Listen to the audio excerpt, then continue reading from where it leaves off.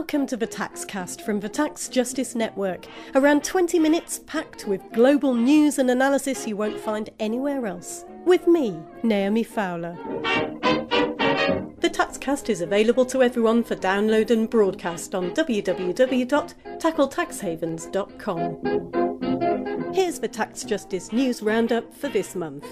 India's pushing G20 and OECD nations to adopt its transfer pricing policy, an interesting example of the shift in global power and loss of control over the discussion on international taxation by the OECD.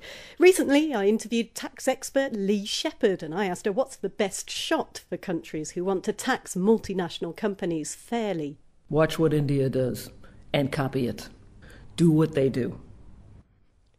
The European Union was supposed to be voting on improvements to their Antimoneylaundering Directive this month, but it's been postponed. Why? Because they can't agree on who should be able to look at their proposed register of the real or beneficial owners of European companies.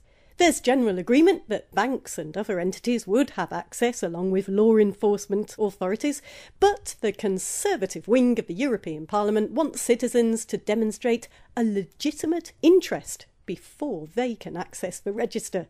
Perhaps they'll be ready to vote by next month. I'll let you know. JPMorgan Chase's $2 billion settlement, unlike other settlements, is not going to be tax deductible. The bank's paying out to avoid civil and criminal charges that they aided Bernie Madoff's fraudulent Ponzi scheme by failing to take their anti-money laundering responsibilities seriously. As part of the deal, JPMorgan has had to agree it won't claim or apply for a tax deduction or tax credit with regard to any federal, state, local or foreign tax for any part of the settlement. Remember the International Consortium of Investigative Journalism's Offshore Leaks expose on tax havens? Well, it created a crisis of confidence in the offshore industry. That's according to the company Offshore Incorporations Limited. They reckon over 3/4 of the offshore professionals they surveyed said the consortium's stories reduced demand for offshore financial vehicles or prompted clients to move their business from one haven to another. The British Virgin Islands was hit particularly hard. Incorporations of new offshore companies there fell 21% last year. Let's not get too excited though. The British Virgin Islands still dominate offshore new company registration activity by sheer volume. Another outcome of offshore leaks seems to be the number of Germans voluntarily disclosing secret offshore accounts. It tripled last year, according to the German tax union. And on this month's Roll of Dishonour, Olympic champion and one of the wealthiest athletes in the world, Mo Farah, has applied to become a tax exile from the UK. He's named Portland, Oregon as his main place of residence. Last year, the British government cut the top tax rate from 50% to 45%. Even if Farah's accountants ever got him paying that amount, it seems for him that's still too much. The company Boeing says it needs a tax incentive to make its planes safe, according to Citizens for Tax Justice in the US. The United States grants tax breaks supposed to encourage research companies wouldn't otherwise conduct in the course of their business. Citizens for Tax Justice asks if Boeing's not naturally inclined to make its planes safe without the benefit of a tax incentive. You might want to consider that before you book your next flight. Boeing's made billions in profits for a decade. Over that same time, they've paid nothing in federal or state corporate income taxes. And finally, do you remember one of the reasons Greece got into massive debt and had to be rescued with European Union and IMF bailouts going up to 240 billion euros? Because of ridiculous, completely over-the-top, unnecessary spending on arms. Apparently, millions in bribes paid by foreign defence contractors to employees of the Greek Defence Ministry were deposited in Swiss banks, including UBS, Credit Suisse and Julius Baer. None of the banks has made any comment. And that's this month's roundup. Now we're going to talk to the Tax Justice Network's John Christensen for his take on this month. Right, John, you've just come back from the Cayman Islands. Now, tell me what you were doing there and tell me what your impressions on the situation there are. from a tax justice perspective? I was attending a conference organised by the American Bar Association on the pros and cons of offshore. I was invited to participate in a debate between myself and Tim Ridley, the head of the Cayman Financial Authorities, for quite a long time. My impression, the Cayman Islands have in the past been what you might call a quick adapter. They are a very fast-moving tax haven. They tend to move faster than the majority of other tax havens. They were quicker than most other tax havens, for example, to adopt automatic information exchange. And I came away with a very strong sense that this is an island which senses its own transition. They recognise the need for economic diversification. They are highly dependent on financial services and arguably are inflicted by the finance curse, which affects so many other small island tax havens. They're trying to diversify into medical tourism. They have big problems with their tourism industry generally, partly because they rely so heavily upon cruise ship traffic. And whilst I was there, I mean, day by day, every day I would see 4 or 5 huge cruise ships arrive offshore Georgetown. Hundreds, if not thousands, of people would come ashore, mill around the shops, buying a few trinkets, all of which were imported, and then leave the island, leaving virtually no money behind. So it's quite clear that they need to build a stronger tourism industry if they're to reduce their dependence on finance. There is some research going on this year, isn't there, into how economies like this can develop alternative economic models. Yes, I mean, I've been looking at this. I mean, it's been one of my areas of focus for many, many years, and I know that some of the leading development NGOs are now addressing this issue of what can a plan B for an existing tax haven look like. I mean, the first major problem is that the cost of living in the Caymans is absolutely eye-watering. That means that whether it's construction or land prices or just general grocery items, everything is priced to the demands of the finance industry, and that would make it very difficult for others to diversify unless the finance industry was rolled back. And there's a big divide. I mean, there's an astonishingly noticeable divide between the established Caymanians and the expat communities, partly because the established Caymanians are finding fewer and fewer job opportunities outside the finance industry. And from what I was told, but I haven't had time to check on the statistics, it seems clear that quite a number of Caymanians, when they leave the island to go off to kind of get further education outside the island, decide not to come back. So there seems to be a net emigration of established Caymanians, mainly because the opportunities for them in Cayman are diminishing. At the conference itself, it was quite clear that many of the people within the Caymanian industry, the finance industry, are deeply resentful of measures to improve transparency. There were quite a few lawyers saying they really don't see any case, for example, revealing beneficial ownership on public record. Still quite a lot of resistance to making automatic information exchange effective, for example, by extending it to cover trusts. And generally I felt, whilst they were talking about the case for reform, they were saying we don't want to be the first mover in these areas. In other words, we'll only open up public registries of beneficial ownership if everybody else is prepared to concede that. And of course, we've seen that game being played by Austria, Luxembourg and Switzerland in the context of the European Union's attempts to make automatic information exchange work. So there's going to be quite a bit of resistance from within the industry to measures like public disclosure of beneficial ownership. OK, let's talk about Formula One. All sorts of accusations flying around about bribery. Says a lot about the nature of global sports. Tell us what this one's all about. Well, whenever we look at any major international sport, whether it's the World Cup or the Olympics or in this case Formula One, what we find is a huge web of offshore companies controlling the sport. In the case of Formula One, the company controlling Formula One is incorporated in the tax haven of Jersey. Its logos and its trademarks belong to a company established in the Netherlands, and the holding company for Formula One is actually held through a complex group of companies based in Luxembourg and several other tax havens. So here we have a typical offshore tax avoidance scenario.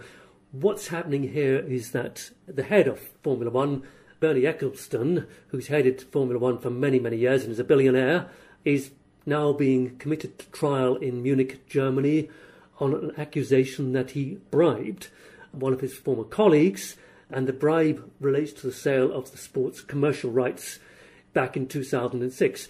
It's alleged that Mr. Eccleston paid a bribe to his colleague, Mr. Grabowski, in the sum of $44 million to secure his support for the sale.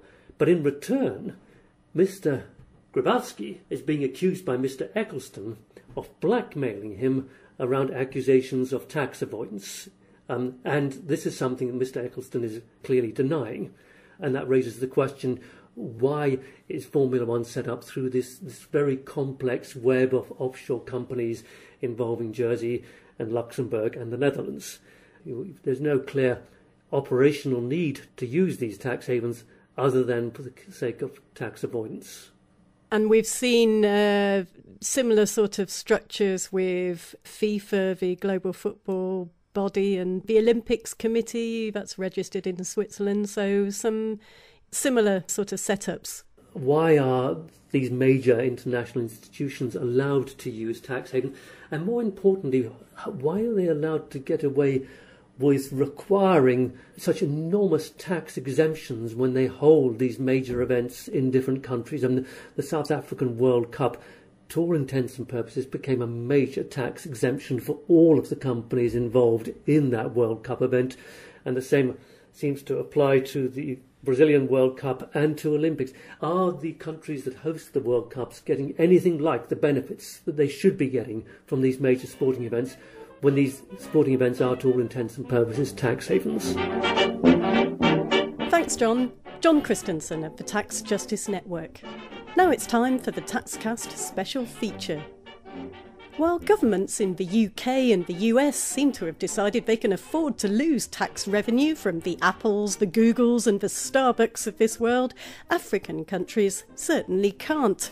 But on top of the usual corporate accounting trickery, African countries are also racing against each other to offer companies so-called tax incentives. That could be a 10-year tax holiday. It might even be a 50-year tax holiday.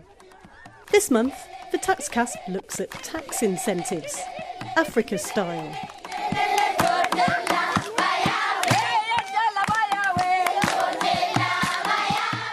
Where do a majority of institutional investors see the greatest opportunity for investment growth in the next 10 years? The answer is Africa. The main attraction for investors is the emerging African... If Africa's such a promising place to invest, why do African governments think they need to create special duty-free trade areas to keep companies and investors happy? They're busy granting them all kinds of tax breaks, reductions and exemptions. Lawyer and tax consultant Vera Mshana. All of our countries have adopted market-led development policies. And so we rely on the private sector to create all these jobs, opportunities, and our people will then flourish and our country will develop. That hasn't been the result. And because we don't have any industries to talk about, we need to create these jobs for our people, we need infrastructure, we don't have any, so let's entice them by compensating them for what is wrong with our economies right now, get them to invest in this, and then we'll have all these wonderful things come up. So we subsidize investment by giving tax incentives. You see this in terms of export processing zones, especially in Kenya and Tanzania, and saying if you set up a business here which is all about creating goods which will be sent for exports, then you don't have to pay any taxes. That's both indirect and direct taxes. But the problem with that is that if we are all doing that, if we are all now using our tax systems, we're going to what they call race to the bottom, in the sense that we're all going to beat ourselves out of getting any money from these people by giving away so much. And that's why governments in East Africa have committed themselves to reviewing and reducing tax incentives together. But agreeing that such giveaways really can't go on is one thing. Solid, coordinated action is quite another. Yet the situation is urgent. The Tax Justice Network estimates just 4 East African countries are losing up to $2.8 billion a year between them because of tax incentives. Alvin Mosioma of Tax Justice Network Africa has researched the damage they cause. Rwanda gives 2 times the amount it spends on the health sector as tax incentives. In Uganda, similarly, they spend about twice that amount on tax incentives as what they invest on the education sector. In Kenya, it's about 3% of the national GDP that is given out as tax incentives. So these figures are not only shocking, but they are just a tip of the iceberg in terms of how much revenue the government is letting out of the door, while at the same time they are concentrating on borrowing both domestically and internationally and keeping the country more indebted. So it is basically its inability to finance its own budget. Now, I think I know what you're wondering next. Who on earth ever thought things like 10, 20, 30-year corporate income tax holidays were a good idea? Tanzanian Member of Parliament Tundu Lissu. The first thing that went wrong was back in the early 90s. Our policy-making mandate was taken by interests outside, i.e. the World Bank and its many agencies. So, for instance, the tax laws, the sweeping changes that were made to the tax regime came out as a result of studies that were carried out and funded, commissioned, and paid for by the World Bank. And there was minimal discussion in Parliament. So that's where things went wrong. The World Bank continues to encourage tax incentives. Every year it produces a Doing Business Index, rating countries in terms of attractiveness for investment. Unfortunately, tax still features strongly, despite all the evidence that it's not a determining factor in investment decisions. And there are other influences, of course, too. Alvin Mosioma again. Until very recently, when the finance minister in Kenya prepared the budget, before it's even presented in Parliament, the first thing he would do was to fly to Paris, meet the Paris Club, present the budget there. The Paris Club is the club of donors, the lead European donor countries. The Paris Club would look at that budget and say, okay, cross this, reduce this, remove this and all this, and then after that is done and they get the agreement on the content of the Paris Club, they would come back to Kenya and present it for Parliament.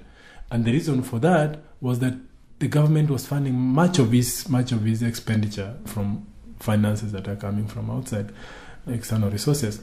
But now we are seeing an increased dependence on taxes. Actually, 98% of recurrent expenditure in Kenya comes from taxes. So how can a country develop when it's undermining its own tax base? And for other countries still highly dependent on aid, external donors can still set conditions on governance and budgets. But of course, like everywhere else, African countries are influenced heavily by the world's most powerful countries and the institutions they dominate, still advocating economic policies that serve companies, not people, like the idea of tax incentives. Economist Lee Sheppard. The huge pressure you get from the OECD, you must be part of the big boys club, to be part of the world economy, to be accepted, to show you're open for business. That's all nonsense. If you've got something they want, they will come. And tax incentives are damaging in other ways. Lawyer and tax consultant again, Vera Mshana. The way that we give our tax incentives is not systematic, it's not objective, there's no criteria. It's usually the Minister of Finance, who is the topmost policymaker when it comes to finance in our countries, will have the discretion. So the law is usually framed in a sense of the Minister of Finance may provide incentives in this area if you meet whatever list he has in his head or she has in her head. So obviously that's an opportunity for corruption and abuse. Now we have harmful tax competition in the sense that we are not receiving any tax revenue. We have these development goals that we're not going to reach. There really hasn't been, as a result of tax incentives, any meaningful economic development in the region. Most investment, especially if it's genuine, is not driven by tax incentives. And the Tax Justice Network's Alvin Mosioma isn't the only one whose research has shown that tax incentives don't work. Actually, companies don't consider tax as a criteria when they decide where they're investing, and there has been surveys that have been carried out, including by the World Bank, the IMF, the UNCTAD, the Africa Development Bank, among other institutions, where they carried a survey in terms of asking companies what kind of factors do you consider when you are deciding where you're investing. Of course, the availability of resources is very important. Reliable power, reliable energy, good infrastructure, good roads to be able to transport your goods, skilled labor, a legal framework. All these are factors that are more determinant in terms of the decision-making of companies where they invest. Tax is just an add-on. So in other words, what companies are actually looking for in a good investment location are all the things that taxation provides. Citizens often aren't aware of the staggering costs of these giveaways their governments are making. Tanzanian Member of Parliament and Chair of the Public Accounts Committee, Zitto Zuberi Kabwe. We have to make African leaders, African politicians, African parliamentarians, African media comprehend, understand how big this problem is. And taxation for Africa is a developmental issue. But what I see now is an emergence of a group of parliamentarians, young parliamentarians, who now see that we have been looking away from a very serious issue, and we are able now to raise the voices about this. Now we know. There is a lot of talk of cooperation and harmonisation among African countries on tax. They've established a customs union with the aim of reducing harmful tax wars. A code of conduct against harmful tax competition has been drawn up. There are proposals to agree to implement the same transfer pricing rules and common VAT, income tax and excise duty systems. But governments have missed deadline after deadline. Pressures to fulfil their commitments need to come from their citizens. Vera Mshana again.